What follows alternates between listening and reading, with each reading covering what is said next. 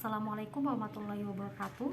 Ulun Rizka Mutafiah di sini akan menjawab beberapa pertanyaan pendidikan akidah. Jadi untuk pertanyaan pertama, apa pengertian akidah menurut bahasa sendiri? Apa saja nama-nama lain dari akidah dan ruang lingkup akidah? Jadi kata akidah diambil dari bahasa Arab yaitu aqoda yang berarti mengikat dengan kuat. Nah, dari situlah lahir makna kepercayaan yang kuat dan mengikat sehingga hatinya tidak beranjak dari apa yang telah dipercayai. Nah, pengertian yang ulun pahami mengenai akidah ini yaitu keimanan atau keyakinan seseorang yang pasti tidak ada keraguan sedikit pun mengenai dasar-dasar ajaran Islam yang mana berpedoman terhadap Al-Quran dan juga Sunnah Nabi Shallallahu Alaihi Wasallam. Kemudian nama lain daripada akidah ini antara lain ada ilmu ma'rifat, di mana ilmu ini membahas tentang memakrifati sifat-sifat Allah. Kemudian ada ilmu usuluddin yang membahas seluk-beluk dasar agama Islam. Ada ilmu kalam yang membahas tentang firman Allah. Ada ilmu hakikat yang membahas tentang eksistensi Allah. Ada ilmu tauhid yang membahas tentang keesaan Allah Subhanahu wa taala, dan yang terakhir ada ilmu aqaid atau yang biasa kita kenal dengan aqaidul iman.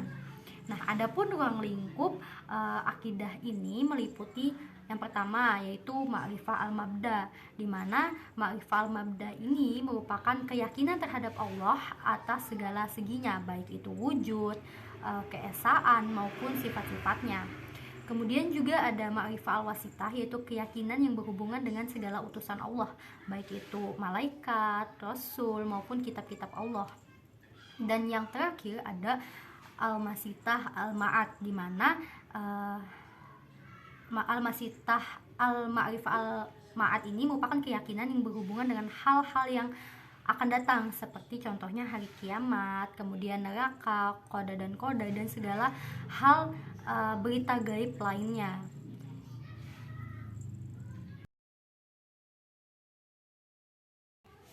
Kemudian ulun lanjutkan untuk menjawab soal nomor 2, yaitu sejak kapan manusia itu diberikan fitrah agama bertauhid. Jelaskan menggunakan dalil nakli, Al-Quran ataupun hadis, dan apa yang menjadi faktor penyebab daripada penyimpangan fitrah. Nah, jadi fitrah beragama tauhid itu sudah diberikan oleh Allah Subhanahu wa taala pada saat manusia itu diciptakan, sesuai dengan firman Allah dalam Al-Quran surah Al-A'raf ayat 172 yang berbunyi,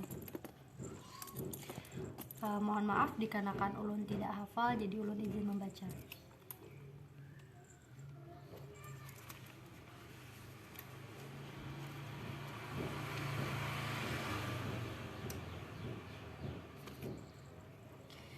A'udzubillahi minasyaitonirrajim. Bismillahirrahmanirrahim. Wa idh akhadha rabbuka min bani adama min zuhurihim dzurriyyatahum wa ashhadahum ala anfusihim alastu bi rabbikum qalu bala syahidna an taqulu yaumal qiyamati inna kunna an hadza ghafilin. Shadaqallahul azim. Yang artinya, dan ingatlah ketika Tuhanmu mengeluarkan keturunanmu, anak-anak Adam dari sulbi mereka, dan Allah berfirman, dan Allah mengambil kesaksian terhadap jiwa mereka seraya berfirman, bukanlah aku ini Tuhanmu? Mereka menjawab, betul, engkau Tuhan kami. Kami menjadi saksi. Kami lakukan hal yang demikian itu agar di hari kiamat kamu tidak mengatakan sesungguhnya kamu Bani Adam adalah orang-orang yang lengah terhadap keesaan Tuhan. Nah, jadi itulah ajaran tauhid, karena sesungguhnya Allah menciptakan manusia atas firman tauhid itu selagi mereka masih dalam perut ibunya. Adapun yang menjadi faktor penyebab terjadinya penyimpangan pada fitrah, yaitu mereka tidak mengingat perjanjian mereka dengan Allah Subhanahu wa taala. Karena setiap manusia sebelum lahir ke muka bumi pernah dimintai kesaksian atas sujud Allah Subhanahu wa taala.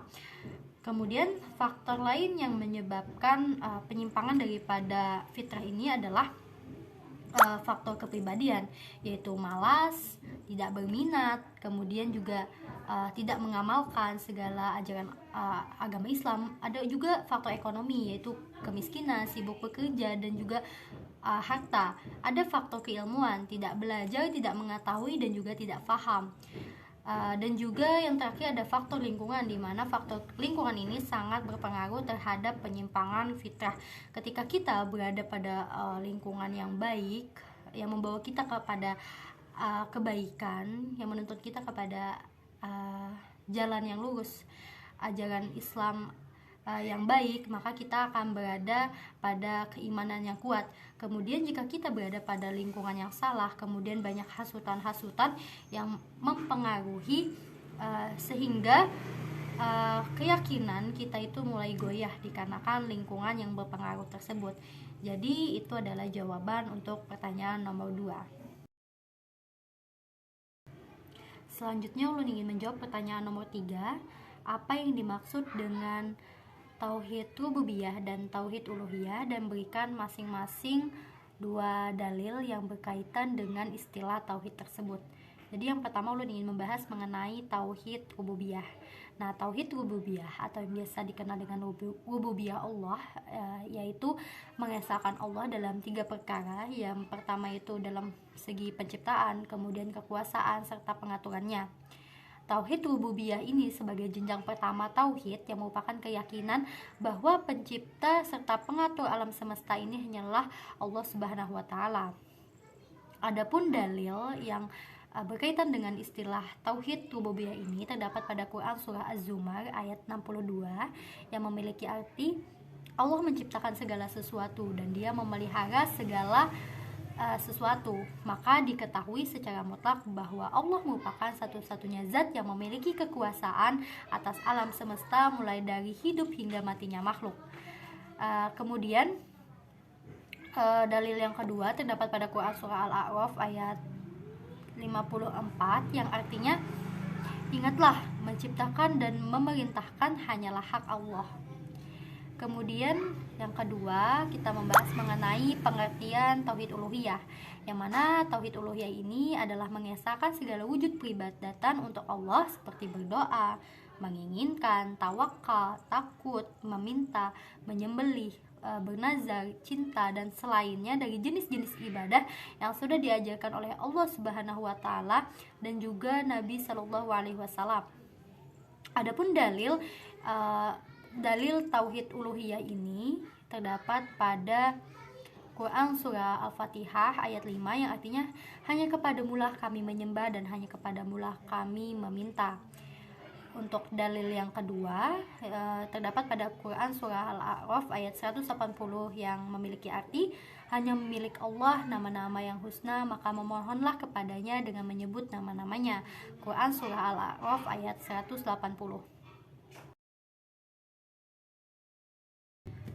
Selanjutnya ulun akan menjawab pertanyaan nomor 4, di mana pertanyaannya berbunyi apa yang dimaksud dengan iman, Islam, dan juga ihsan, dan berikan gambaran dari hubungan ketiganya itu. Jadi iman itu adalah percaya dengan cara membenarkan sesuatu di dalam hati, kemudian diucapkan secara lisan dan dikerjakan dengan amal perbuatan. Kemudian Islam. Jadi pengertian Islam itu berarti ketundukan atau yang biasanya disebut taslim, ataupun kepasrahan, menerima, tidak menolak, tidak membantah, dan juga tidak membangkang. Yang artinya Islam ini merupakan penyerahan diri sepenuhnya hanya kepada Allah Subhanahu wa taala. Kemudian pengertian dari ihsan. Nah, jadi pengertian ihsan ini adalah berbakti atau mengabdikan diri kepada Allah Subhanahu wa taala dengan dilandasi dengan kesadaran dan keikhlasan. Nah, berbakti kepada Allah tersebut dapat berupa berbuat sesuatu yang bermanfaat baik untuk diri sendiri maupun sesama manusia. Kemudian juga melaksanakan segala ibadah-ibadah dan juga menjauhi segala larangan-larangan Allah Subhanahu wa taala. Nah, adapun gambaran daripada hubungan atau keterkaitan antara iman, Islam, dan ihsan ini. Jadi, keterkaitan antara iman, Islam, dan ihsan ini merupakan suatu kesatuan yang tidak dapat dipisahkan, di mana iman adalah keyakinan yang kokoh yang menjadi dasar daripada akidah. Kemudian pelaksanaan rukun Islam dilakukan secara ihsan sebagai upaya pendekatan diri kepada Allah Subhanahu wa taala. Dan yang terakhir, ulun akan menjawab pertanyaan nomor 5 yang berbunyi, bagaimana penanaman nilai-nilai keimanan pada masa prenatal? Apakah janin bisa diberikan pendidikan dan bagaimana metode dan tekniknya? Nah, jadi anak di dalam kandungan itu sebenarnya sudah responsif atau peka terhadap stimulasi ataupun rangsangan dari lingkungan. Nah, oleh karena itu, cara mendidik anak di dalam kandungan pada dasarnya dilaksanakan dengan memberikan stimulasi ataupun rangsangan-rangsangan edukatif yang disusun secara sistematik dengan menanamkan nilai-nilai daripada keimanan pada janin. Nah, di mana yang terdapat pada Quran surah Al-A'raf ayat 172 bahwasanya janin itu dapat diberikan pendidikan.